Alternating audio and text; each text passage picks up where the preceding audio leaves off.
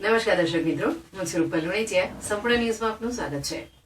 બનાસકાંઠા જિલ્લાના સરહદી વિસ્તાર ગણાતા થરાદના કાસવી ગામ ખાતે લગ્નમાં દીકરીને પિતાએ અને દહેજમાં અનોખી ભેટ આપી છે. આમ તો સામાન્ય રીતે દહેજમાં લોકો સોના ચાંદીના ઘરેણા તેમજ અનેક ચીજવસ્તુઓ આપતા હોય છે, પરંતુ કાસવી ગામમાં પિતાએ દીકરીના લગ્ન પ્રસંગે ગાય આપી એક અનોખું ઉદાહરણ પૂરું પાડ્યું છે.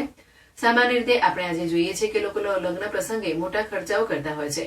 પોતાના સમાજમાં પોતાનું નામ રહે તે માટે દરેક લોકો પોતાના દીકરા અથવા તો દીકરીના લગ્ન પ્રસંગે મોટા ખર્ચાઓ કરતા હોય છે. બીજી તરફ દીકરીના લગ્ન પ્રસંગે સામાન્ય રીતે આપણે જોઈએ છીએ કે મોટાભાગે દીકરીને સોના ચાંદીના આભૂષણો આપવામાં આવતા હોય છે, પરંતુ બનાસકાંઠા જિલ્લાના સરહદી વિસ્તાર ગણાતા થરાદમાં આવેલા કાસવી ગામમાં રહેતા બારોટ રાવ પરિવારે પોતાની દીકરીના લગ્ન પ્રસંગે માંડવે 5 ગાયો દીકરીને ભેટમાં આપી અનોખું ઉદાહરણ પૂરું પાડ્યું છે, જેમાં 2 ગીર ગાય અને 3 કાંકરેજી ગાયો ભેટમાં આપી છે.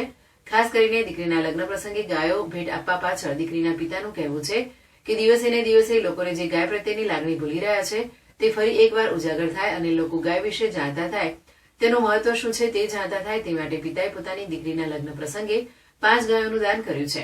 હિન્દુ શાસ્ત્રોમાં ગાયને વર્ષોથી માતાનો દરજ્જો આપવામાં આવ્યો છે, પરંતુ આજે દિવસે ને દિવસે જે પ્રમાણે ગાયનું મહત્વ ઘટી રહ્યું છે તેના કારણે બારોટ પરિવારે પોતાની દીકરીને 5 ગાયો ભેટ આપીને એક ઉમદા ઉદાહરણ પૂરું પાડ્યું છે.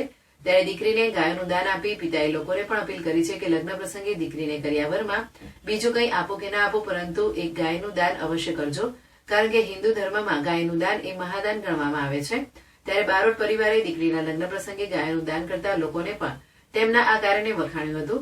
લગ્નમાં પિતાએ પોતાની દીકરી પહેલા ગાયોની વિદાય કરી હતી. ગાયોને વિદાય કરે તે પહેલા ગાયોની આરતી કરી હતી અને તિલક કરી ગોળ ખવડાવી અને ગાયોની વિદાય આપી હતી. ત્યારબાદ દીકરીને વિદાય આપી હતી. જ્યારે આ પ્રસંગે ગામમાં આવેલ શેણ ગૌશાળાના રાજસ્થાન ઝાલોર જિલ્લાના ભાજપના અધ્યક્ષ શ્રવણસિંહ રાવ તરફથી ગૌશાળામાં 1,11,000નું દાન કરવામાં આવ્યું હતું. જ્યારે આ લગ્ન પ્રસંગમાં ઉપસ્થિત રહેલા સર્વ સમાજના લોકોએ પિતાના ગાયના દાનને બિરદાવ્યું હતું. કાસવી મુકામે હરમતસિંહજી રાવ દ્વારા પોતાની દીકરીના લગ્ન પ્રસંગે જે જૂની પરંપરા પ્રમાણે દીકરીની વિદાય પહેલાં ગૌનું દાન દીકરીઓને ત્યાં કર્યું છે, ત્યારે જો આવી જ પરંપરા જો ફરતી દરેક જગ્યાએ ચાલુ થાય તો કમસે કમ ગૌશાળાઓ આપણે ખોલવી નહીં પડે.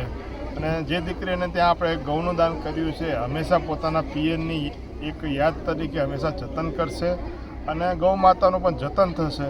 એટલે હું બંને પરિવારને ખૂબ અભિનંદન પાઠવું છું.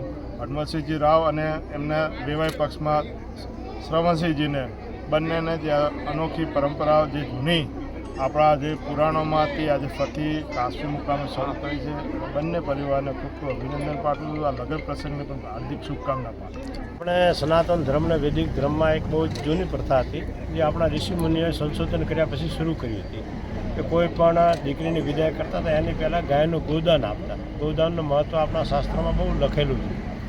વચ્ચે એક એવો સમય આવ્યો જ્યારે આપણી સંસ્કૃતિ આપણાથી દૂર થઈને આપણે ધીમે ધીમે એ બધાની વસ્તુઓને ભૂલતા ગયા, એની કિંમત આપણી ઓછી થઈ ગઈ. આજે અમારા વેવાઈ શ્રી હરમતસિંહજી, પનેરસિંહજી, એમના પૂરા પરિવારે, શેતાનસિંહજી, જે એમના પરિવારે એવી ઈચ્છા વ્યક્ત કરી કે અમારી ઈચ્છા છે કે અમે દીકરી પહેલાં અમે ગાયનું દાન આપવા માંગીએ છીએ. તો અમને બહુ ખુશી થઈ અને અમે બધા ગૌ સેવા માટે બહુ લાંબા સમયથી કામ કરીએ છીએ.